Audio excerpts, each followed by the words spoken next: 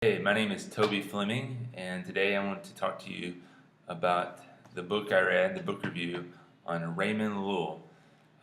He was considered the first missionary to Muslims. He was born in the 13th century, in the 1200s, and died in the 14th century. He grew up in wealth. His father was a commander in the army during the Crusades, the time of the Crusades, and his father gained much status, and the government gave him a nice big piece of land to own. And so as Raymond grew up, his life was very easy, and he was sort of spoiled. And his family, he actually got married very early on, but Raymond, he was not content. He lived very worldly. He was with very many ladies, and was not faithful to his wife. But he didn't care. And so as time passed, during one of the times with one of the ladies, um, he actually saw a vision of Jesus on the cross, and Jesus was bleeding. And just this vision really shook him up, that he left the woman and went to bed that night. But about 8 days later, he tried to pursue that same lady again. And again, the vision of Jesus was in front of him. And this time, Jesus was staring straight at him. Both these visions had such a great impact on Raymond, on Lull, that he gave his life to Jesus and he followed him. And so, as time progressed, he would fall back into some of his old worldly habits. But then again, he saw a third vision of Jesus, and that was sometime years later. And after this, he felt like Jesus was saying, "Go," and just to be a missionary and to tell about him to other people. And so, at this lull, he decided to go to the Muslims, as his father had fought in these battles, the Crusades, against the Muslims. He felt called to actually go in his own crusade, the spiritual crusade, to share the Muslims with. And he was the first at that time. The Christian world, the people in Europe, had no desire to share with the Muslims. They didn't care about them, but Lull did. And so he spent nearly 10 years, 9 years, studying the language, studying Arabic, just learning about the Quran and studying the beliefs, and just spent all this time studying, preparing to go. And also, back to those visions, they had such an impact that he actually started giving away all his wealth. And he did, however, save enough money and just their property and to take care of his wife and his children. So he wanted to make sure they were taken care of, but he didn't want to live the lifestyle that he had been living. So at this point, Lull, he kept going to the popes during that time, and each time the popes would reject him. They had no desire to help in any way with reaching the Muslims. But finally, Lull said, well, I'm going to go. Nobody's going to go. I'm going to go. So he went to North Africa, and there he met with the Muslim elders and started talking in very good Arabic with them, and just debating and discussing the Quran and the Bible and the differences and the philosophy, the Muslim philosophy, and this had a great impact on the Muslims there, and actually some people pretty quickly came to follow Christ, became Christians, but he didn't stay. He later, several times during his life, as he traveled to North Africa, he was in prison for being a believer, and he was deported a couple of times. He was kicked out of the country, kicked out of the city. So it wasn't always easy for Lull as he pursued trying to share with the Muslims. And actually, when he left his first trip to go abroad, he went at the age of 56. So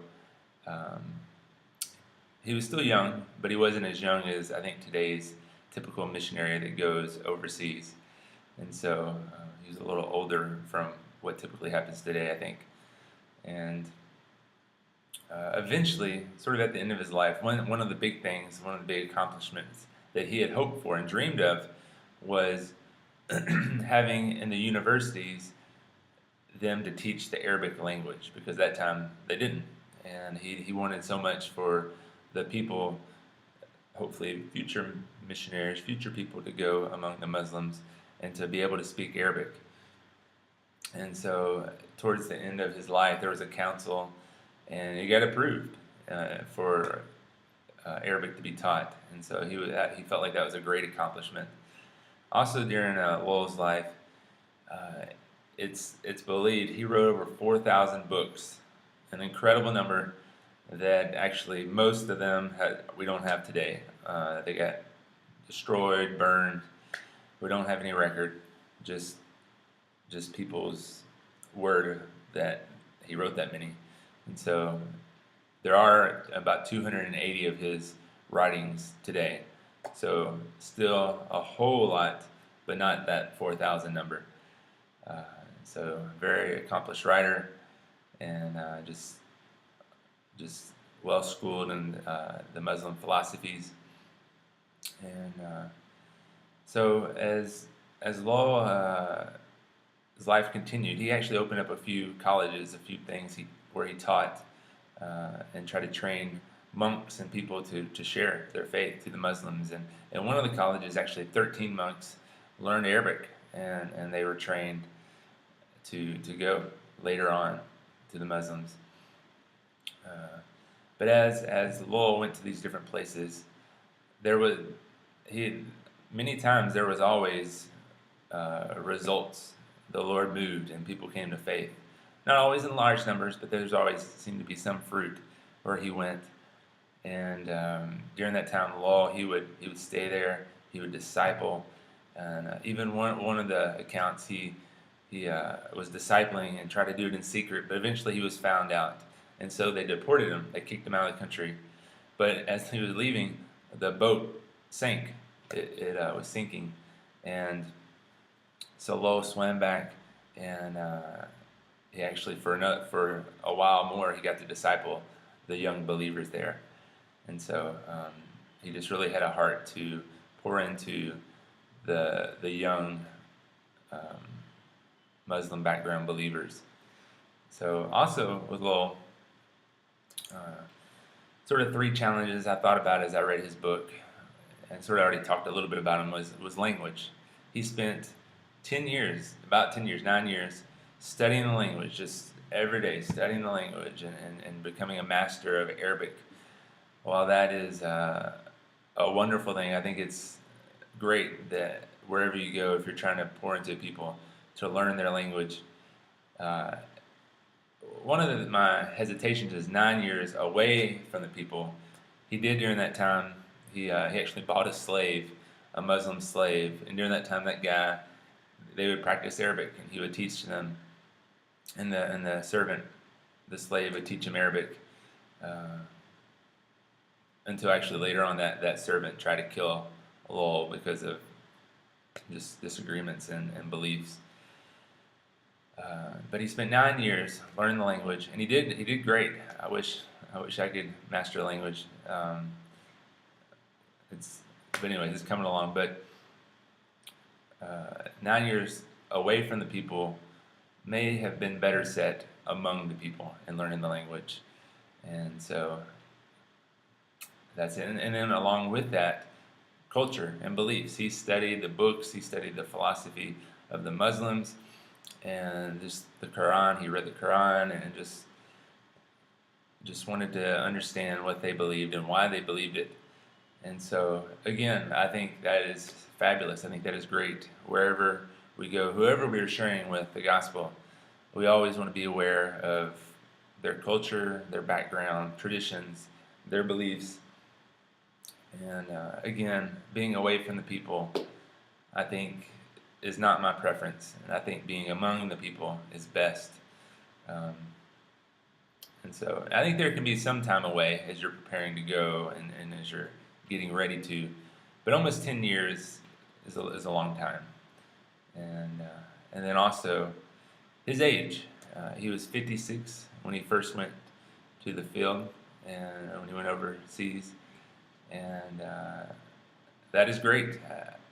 My personal opinion is there needs to be more um, people in the later stages of life, in their 50s, 60s, 70s, that go overseas and who are faithful to following Jesus. And around the globe, normally older people, they're more respected, they're given more regard in the culture, and they just have a say that younger people sometimes don't get right off. And so, just thinking about that, I think it was good he went, even though he may have been a little older than normally people go today.